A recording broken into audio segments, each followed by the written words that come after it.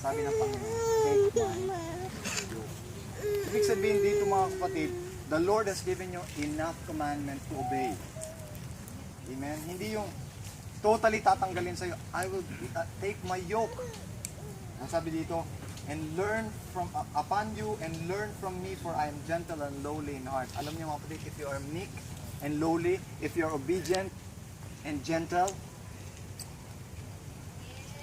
hindi po magiging mahirap ang burden na bibigyan ng Panginoon. Say, Ellen White. Maraming hindi nagbabasa ng Ellen White kasi daw puro pahirap lang, lalo na yung messages yan. People, counsels on diet and food, testimonies. Ayaw na nilang magbasa ng Ellen White kasi puro pahirap. Magiging pahirap lang po ito if you're not meek and lowly in heart. Kaya wag na wag po kayo magbabasa ng Ellen White kapag ka hindi kayo converted. Amen. Ulitin ko. Pag hindi nyo nabasa ang Step to Christ, wag na wag po kayo magbabasa ng iba. Ulitin ko mga kapatid ha. Kung hindi kayo nagbasa ng Step to Christ, wag nyo nang babasahin yung iba pang writings si Mrs. White kasi magiging heavy burden po lahat ito. Pero pag nabasa nyo na ng Step to Christ, binigyan na kayo ng kalayaan ng Panginoon at kaligtasan, madali na po lahat ng bagay sa kanyang mga counsel, di ba? Amen. Kaya pag nakarinig ka ng isang tao na galit kay Ellen White, galit sa kanyang mga counsels, ibig sabihin nun mga kapatid,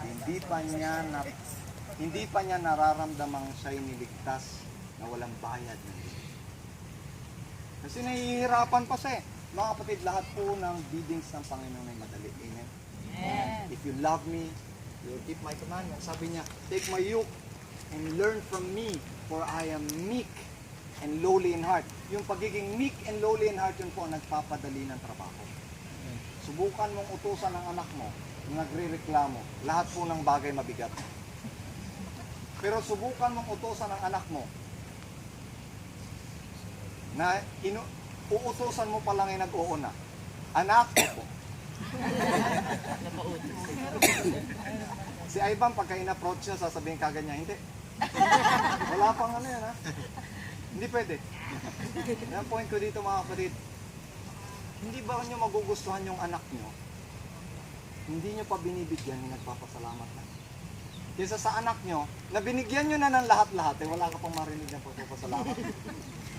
Mga kapatid, kapag ka kayo'y masunurin, walang mahirap na bagay. Amen. Amen? So kapag ka nakakarinig na kayo ng mga kapatid na nagre-reklamo lagi, ibig sabihin nung hindi mo sunurin. Yung mga anak nyo, wala nang ginawa kundi magreklamo. Sabi sa Biblia, do everything without complaining. Okay? And sabi niya, take my yoke upon you and learn from me, for I am gentle and lowly. Mga kapatid, alam niyo kung bakit may problema sa church? Kasi ayaw magpakumbaba. Kaya may stress sa church, kaya na-stress ang district pastor. Either ang district pastor ang ayaw magpakumbaba, o ang mga kapatid ayaw magpakumbaba, o both ayaw magpakumbaba. Pero kapag ka mapagpakumbaba ang lahat, wala po talagang stress. Amen.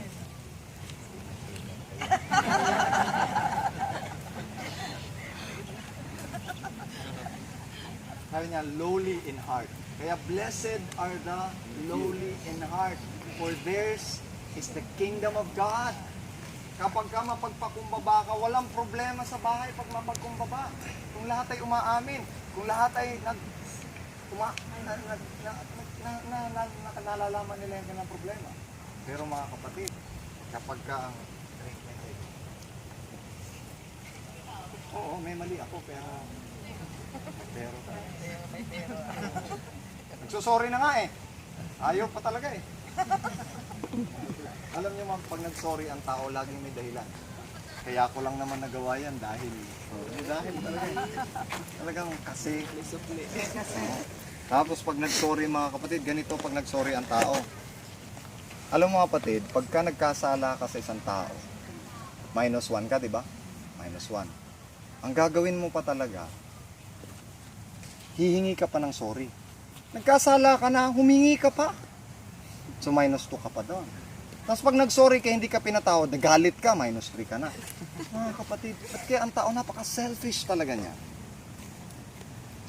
Dapat sana, pag nagkasala ka sa kapwa mo, aminin mo na lang yung kasalanan mo. Sabihin mo lahat ng kasalanan mo. Kung gusto mo, idikdik mo pa yung sarili mo.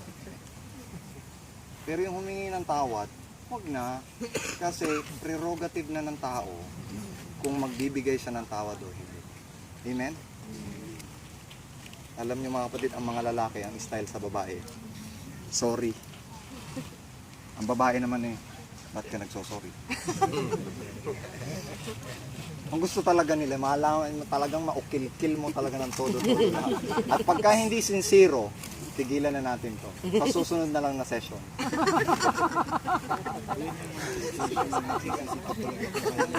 Yes, kailangan i-detalye mo, kailangan meron kang panukala kung paano mo yon babaguhin, paano mo ba... Ang point ko dito mga kapatid, we should not be too selfish. We should be lowly para mawala ang stress. Mga tatay, kung kayo lang mapagpakumbaba, ang mga babae mapagpakumbaba. Pero pag mapagmataas kayo mga lalaki, kung ang malalaki ay mapagmataas, doble at triple pong mapagmataas ang babae. Kasi ang babae hindi po kailangan magpakumbaba. Kasi sila inilagay ng Panginoong mas mababa.